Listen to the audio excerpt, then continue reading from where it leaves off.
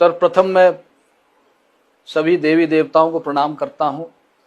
मेरे गुरु, मेरे मार्गदर्शक प्रभु श्री कृष्ण को के चरणों में नमन करता हूँ।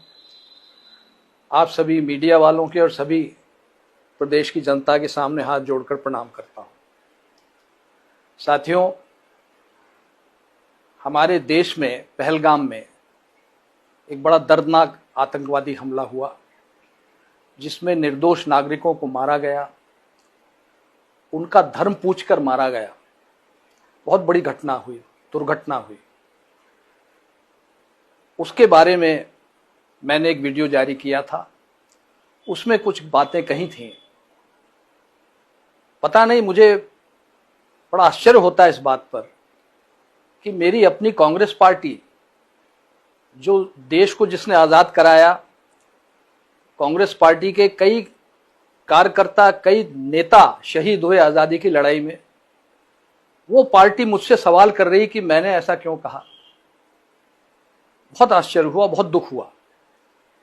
मुझे नोटिस दिया गया, मैंने उसका जवाब दिया। उस जवाब को संतोषजनक इसलिए नहीं माना गया कि मैंने उसमें राहुल गांधी प्रधानमंत्री बनेंगे नहीं लिखा था, ये जवाब में नहीं लिखा था, इसलिए उसको माना नहीं गया। और मुझसे कहा गया कि मैं ये लिखूं उसमें कि राहुल गांधी प्रधानमंत्री बनेंगे तो नोटिस वापस ले लिया जाएगा। मैंने मना कर दिया। मैं कोई ज्योतिषी नहीं हूं, और उन्होंने मुझे पार्टी से 6 साल के निष्कासित कर दिया। निरंतर राहुल गांधी के इशारे पर सेना से सवाल किए जा रहे हैं। क्या ये अच्छा है? देश के लिए अच्छा है? बिल्कुल नहीं। और नियम ये है, उस संसद के नियम नहीं जानते हैं।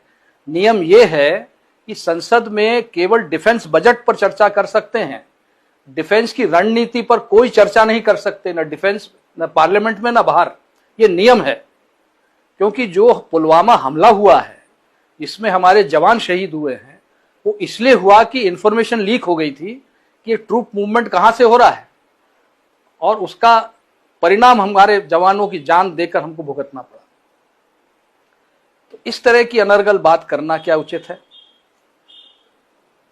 फिर जब पाकिस्तान का प्रधानमंत्री यह कह रहा है कि वो उन्हें रात को 2:30 बजे पता चला कि उनके सारे हवाई अड्डों को तबाह कर दिया गया है, कई उनके लड़ाकू जहाज तबाह कर दिए गए हैं, तो उसके बाद राहुल गांधी का ये पूछना कि कितने हवाई जहाज हमारे गिर गए, आप पाकिस्तान के प्रधानमंत्री से भी एक कदम आगे निकल गए, ये बहुत ही एक दुख की बात है।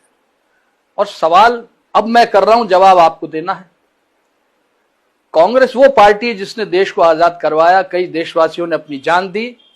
क्या इसलिए दी है उन्होंने जान कि हम अपनी बहादुर सेना पर सवाल खड़े कर सकें? तुम्हारे अनर्गल, अनावश्यक बयानों के कारण तुम कल्पना नहीं कर सकते हो कि देश की जनता कितनी आहत हुई है। आज कांग्रेस का कार्यकर्ता तुम्हारे बयानों के कारण सर उठा के सम्मान से चल नहीं पाता है, जबकि दूसरी पार्टी के कार्यकर्ता सम्मान से सर उठाकर चलते हैं, स्वाभिमान से चलते हैं, सिर्फ तुम्हारी बयानों के कारण। पर ये तुमसे कोई कहेगा नहीं, क्योंकि तुम तो अपने चमचों से घिरे रहते हो और घिरे रहोगे, कोई फर्क नहीं आने वाला तुम। क्योंकि पूरे देश में तुम पैदल चले, पैदल चलने के बाद पूरे देश में आज पार्टी कहां खड़ी है? मध्य प्रदेश में 1 सीट नहीं है, और तुम अपने आप को रेस का घोड़ा कहते हो। अरे कितने बार तुम रेस हार चुके हो, ईवीएम को दोष देते हो और अपने आप को रेस का घोड़ा कहते हो। अपने से बड़ी उम्र के लोगों को, जो तुम्हारे पिता के साथ जिन्होंने काम किया, तुम्हारी पिता के उम्र के हैं, किसी को बारात का घोड़ा कहते हो, किसी को लंगड़ा घोड़ा कहते हो। तुम्हें शर्म नहीं आती है? और तुम बारात का घोड़ा क्या जानो कैसे चलता है, क्योंकि तुम्हारी तो बारात ही नहीं निकली, तुम्हें क्या पता बारात का घोड़ा कैसा चलता है। इसलिए फालतू बातें करना बंद करो। जो बुद्धिजीवी तुम्हारी पार्टी में है, जो समझदार लोग हैं, उनसे राय लो, और नहीं तो पार्टी का अंत देख रहे हो, आगे अंत ही होना है पार्टी का। पार्टी बिखर जाएगी, बिखर ही रही है। साथियों, आज समय आ गया एक नई कांग्रेस गठन करने का। आवश्यकता है हमें उस पार्टी की, ऐसी कांग्रेस पार्टी की जिसमें जनता, कार्यकर्ता निर्णय लें और कोई ऊपर का हाई कमान न हो। फैसले हम बैठकर लें, कार्यकर्ताओं के बीच में फैसले लें, चौपालों में बैठकर लें, मैदानों में बैठकर लें, और तभी एक ऐसी कांग्रेस पार्टी हम खड़ी कर सकेंगे जिसका कार्यकर्ता स्वाभिमान से सर ऊंचा करके चल सकेगा। जहां तक रहा पार्टी के विभाजन का सवाल, तो स्वयं इंदिरा जी ने पार्टी का विभाजन कराया था, कौन सी नई बात है। और तुम्हारे कार्यकाल में तो 3-3 बार विभाजन पहले हो चुका है। और अब समय आ गया है कि मध्य प्रदेश में भी एक ऐसी कांग्रेस का गठन हो और ऐसा संगठन बने जिसकी सोच कम से कम राष्ट्रीय सोच हो और राष्ट्र हित को सर्वोपरि रखकर वो कांग्रेस पार्टी का काम करे। और यह होगा, अवश्य होगा। दूसरी बात, नरसिंह राव जी हमारे प्रधानमंत्री स्वर्गीय, जो कांग्रेस के अध्यक्ष भी थे और जिन्होंने देश को एक नई आर्थिक दिशा दी थी, नरसिंह राव जी ने, मनमोहन सिंह जी ने। तुम्हारी सोच लोग नहीं जानते हैं, पर आज मैं आप सबको बताना चाहता हूं साथियों कि नरसिंह राव जी का जब निधन हुआ था, उनके पार्थिव शरीर को इन लोगों ने कांग्रेस पार्टी के दफ्तर में रखने नहीं दिया था। इतनी नीच हरकत इन्होंने की है, ये कई लोगों को मालूम नहीं। आज मैं आपको बताना चाहूंगा, और मैं गलत हूं तो बताओ मैं गलत हूं। मनमोहन सिंह जी, जिन्होंने नई आर्थिक नीति बनाई जिसके कारण आज देश एक मजबूत स्थिति में पहुंच गया है, और जीएसटी जो लागू करी, उनकी सोच थी, वर्तमान सरकार ने उसको लागू किया जीएसटी को, जिससे करोड़ों, लाखों, करोड़ों रुपया आज भारतीय कोष में आ रहा है, और जिससे सारे निर्माण के काम हो रहे हैं, सड़क बन रही है, हवाई अड्डे बन रहे हैं, हम लोग हथियार खरीद रहे हैं। ये क्यों? क्योंकि हमने उस जीएसटी का उपयोग किया है। तुमने उसका विरोध किया, उसको कहते हो गब्बर सिंह टैक्स। तुम कुछ समझते नहीं तो अपना मुंह बंद क्यों नहीं रखते हो? तो साथियों, मैं आपसे आज यही इंसाफ मांगने आया हूं, और मैं मध्य प्रदेश का दौरा करूंगा। अभी वर्षा काल आने वाला है, किसान व्यस्त है।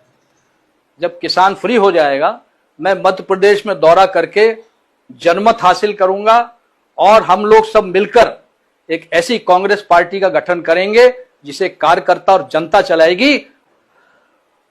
अंत में साथियों, मैं यही कहना चाहूंगा कि हमारे स्वर्गीय प्रधानमंत्री मनमोहन सिंह जी, महान अर्थशास्त्री, उन्होंने एक पॉलिसी बनाई थी वित्त विभाग की, और उसको राहुल गांधी जी ने कैमरे के सामने फाड़कर उनका अपमान किया था।